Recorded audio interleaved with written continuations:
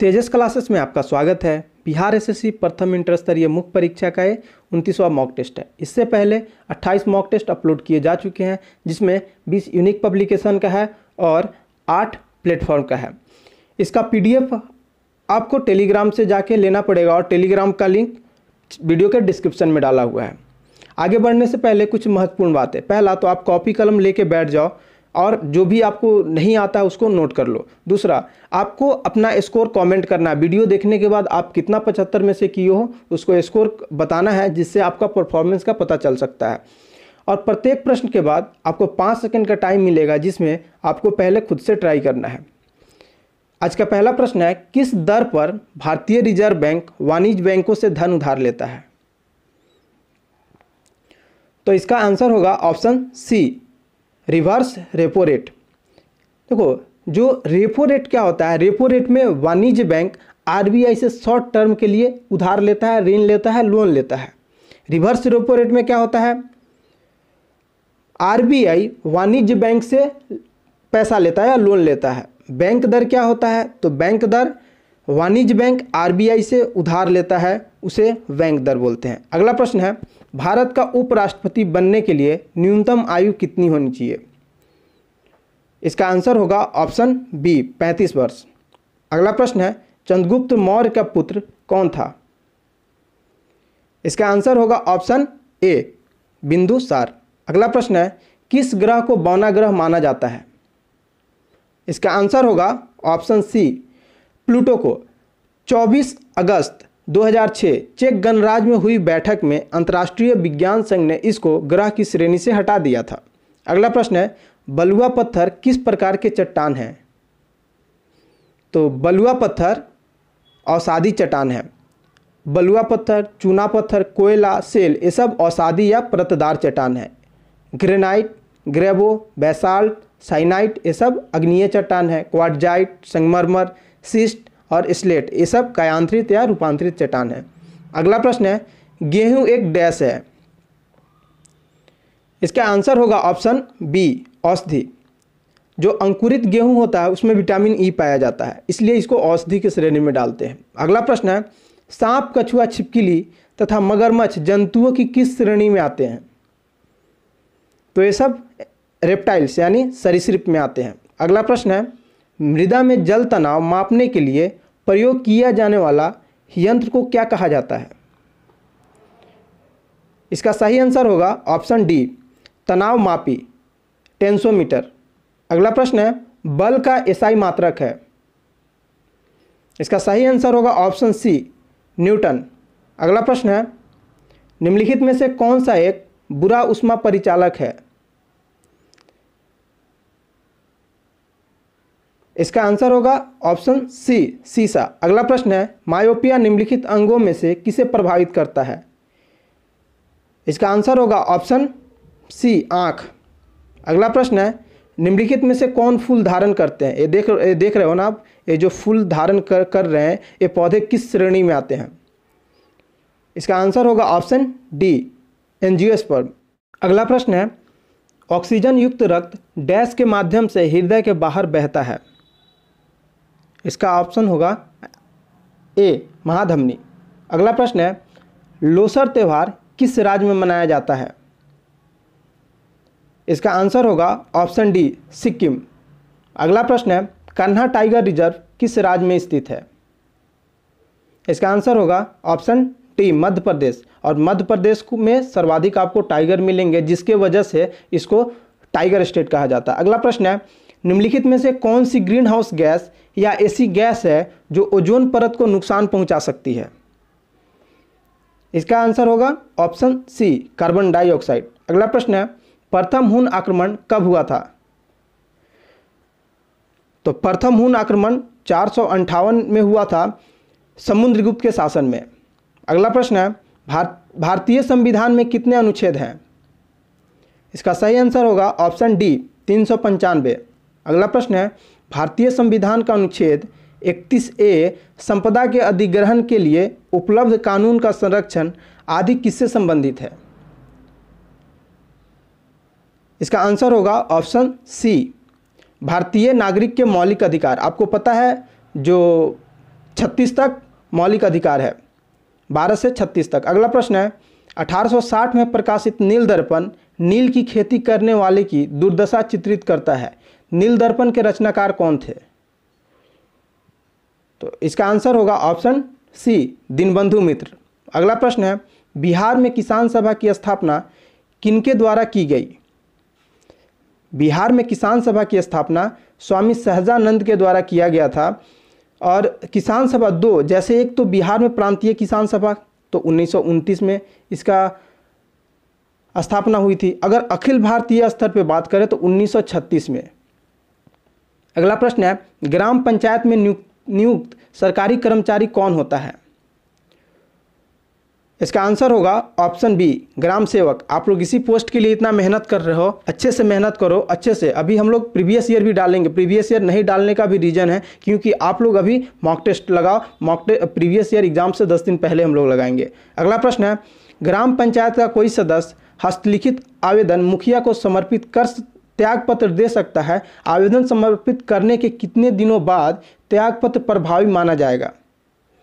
इसका आंसर होगा option A, 7 दिन। अगला प्रश्न है सबसे कम महिला साक्षरता दर वाला जिला है? इसका आंसर होगा ऑप्शन बी, सहरसा। देखो सहरसा जिला कहाँ पे है?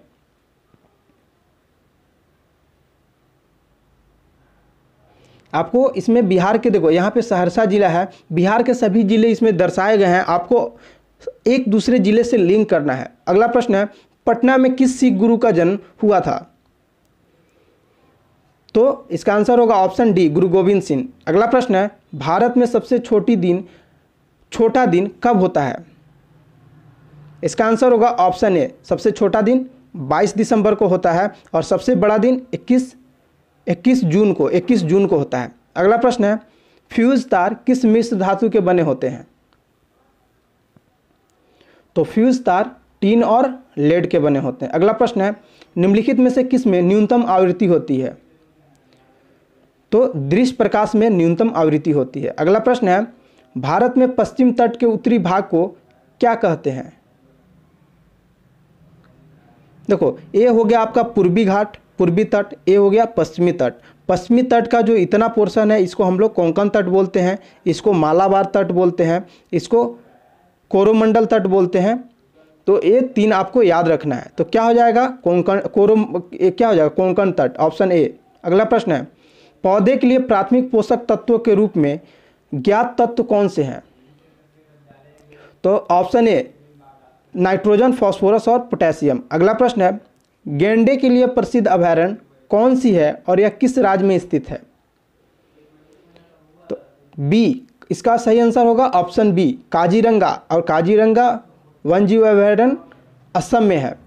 गिर के लिए, देखो गिर जो है यहाँ पे, गिर जो गुजरात में है ये शेर के लिए फेमस है और रणथंभौर राजस्थान का ये बाघ के लिए फेमस है। अगला प्रश्न है डेविस कप का संबंध किस खेल से है?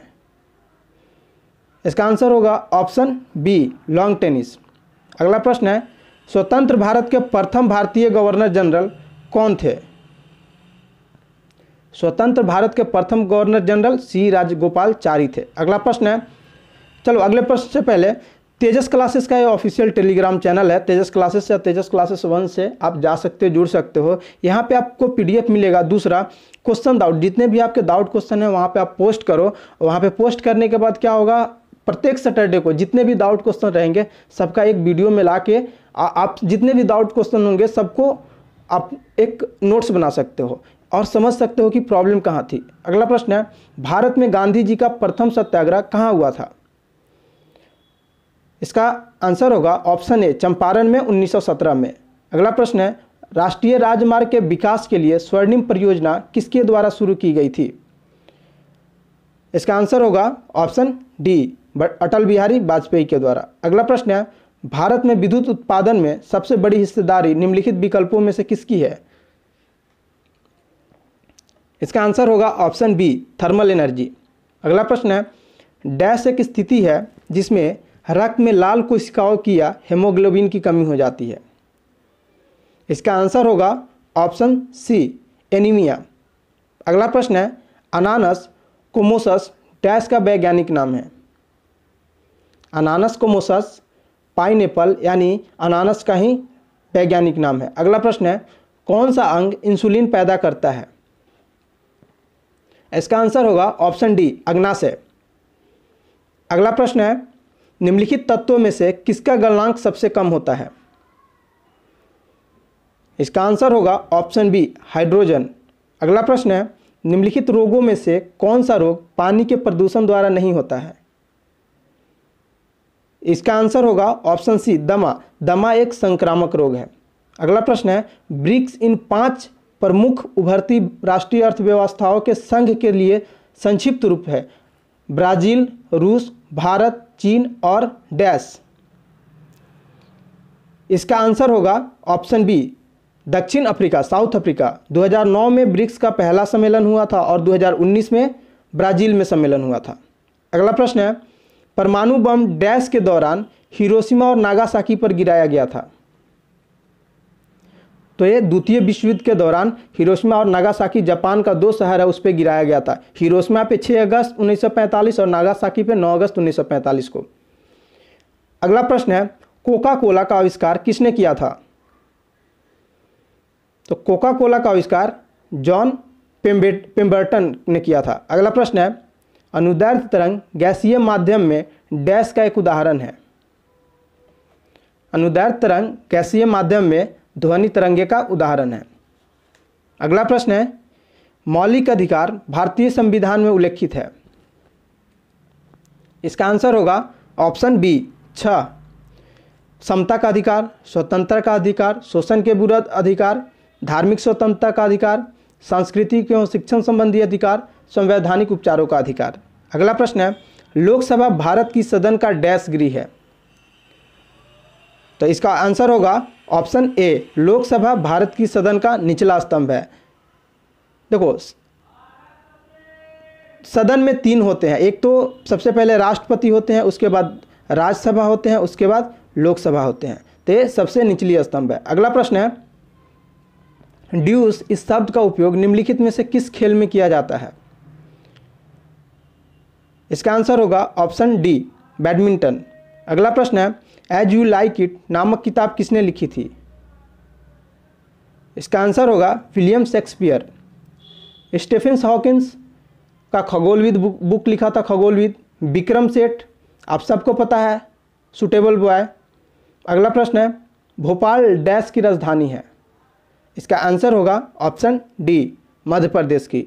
अगला प्रश्न है, चींटी के काटने पर कौन सा रासायनिक पदार्थ व्यक्ति के शरीर के भीतर जाता है? इसका आंसर होगा ऑप्शन ए, फॉर्मिक एसिड। देख लो, यही लाल चींटी है जो काटती है तो फूल जाता है और फॉर्मिक एसिड उसके अंदर चला जाता है। अगला प्रश्न है, मलयालम डैश की शासकीय भाषा है? इसका आंसर होगा ऑप्शन बी, मलयालम लक्षद्वीप की शासकीय भाषा है। अगला प्रश्न है, किसी शब्द की लंबाई की माप की इकाई क्या है? इसका आंसर होगा ऑप्शन सी, बीट। देखो, एक कंप्यूटर के भाषा में आपसे पूछा जा रहा है। अगला प्रश्न है, ईमेल का आविष्कार किसने किया था? इसका आंसर होगा बी.ए. शिवाअय्यादुरई। अगला प्रश्न है, निम्नलिखित में से किसका जैव उर्वरक के रूप में उपयोग किया जाता है? इसका आंसर होगा ऑप्शन बी, अमोनिया। अगला प्रश्न है, निम्नलिखित में से कौन सा एक कीटहारी वनस्पति है? यानी कीटहारी वनस्पति या कीटभक्षी बोलो। इसका आंसर होगा ऑप्शन ए, यूट्रिकुलेरिया। अगला प्रश्न है, सिरका बनाने के लिए डैश का उपयोग किया जाता है? इसका आंसर होगा ऑप्शन डी, एसिटिक एसिड। अगला प्रश्न है, शांति निकेतन का निर्माण किसने किया था? इसका आंसर होगा ऑप्शन सी, रविंद्रनाथ टैगोर। शांति निकेतन विश्व भारती स्थापना 1922 में किया गया था। अगला प्रश्न है, बुद्ध के उपदेश किस भाषा में है? इसका आंसर होगा ऑप्शन सी, पाली भाषा में। अगला प्रश्न है, सीने बार डैश का एक अयस्क है? इसका आंसर होगा ऑप्शन डी, मरकरी का एक अयस्क है। अगला प्रश्न है, एशिया के सबसे बड़े मरुस्थल का नाम बताइए? इसका आंसर होगा ऑप्शन बी, गोबी मरुस्थल, और ये मंगोलिया में है। अगला प्रश्न है, अकबर ने अपनी दरबारी संगीतज्ञ के रूप में किसे नियुक्त किया था? इसका आंसर होगा ऑप्शन बी, मियाँ तानसेन को। अगला प्रश्न है, अशोक किस राजवंश के राजा थे? इसका आंसर होगा ऑप्शन सी, मौर्य वंश के। अगला प्रश्न है, अपेक्षिक घनत्व की इकाई क्या है? इसका आंसर होगा ऑप्शन डी। देखो, अपेक्षिक घनत्व की कोई इकाई नहीं होता है, अपेक्षिक घनत्व की यूनिट नहीं होता है, और अपेक्षिक घनत्व बराबर क्या होता है? वस्तु का घनत्व बटे 4।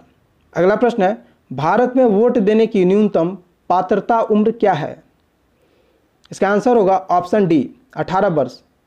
अगला प्रश्न है, भारतीय संविधान डैश को अस्तित्व में आया?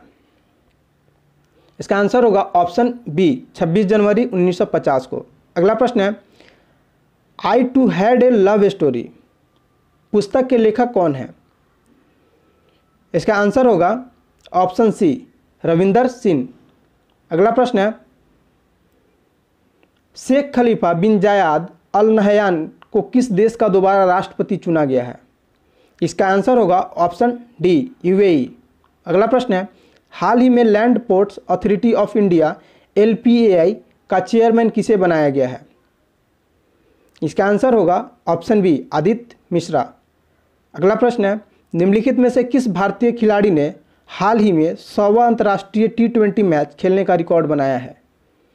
इसका आंसर होगा ऑप्शन बी, रोहित शर्मा। अगला प्रश्न है, हाल ही में किस देश ने अल्जाइमर रोग के निदान हेतु GB871 नामक एक घरेलू दवा विकसित की है? इसका आंसर होगा ऑप्शन बी, चीन। अगला प्रश्न है, प्रथम बिम्स्टेक बंदरगाह सम्मेलन का आयोजन निम्नलिखित में से किस स्थान पर किया गया है? इसका आंसर होगा ऑप्शन बी, विशाखापट्टनम। अगला प्रश्न है, लोक जनशक्ति पार्टी LJP ने किस अपना नया राष्ट्रीय अध्यक्ष चुना है? इसका आंसर होगा ऑप्शन ए, चिराग पासवान। चिराग पासवान रामविलास पासवान के बेटे हैं।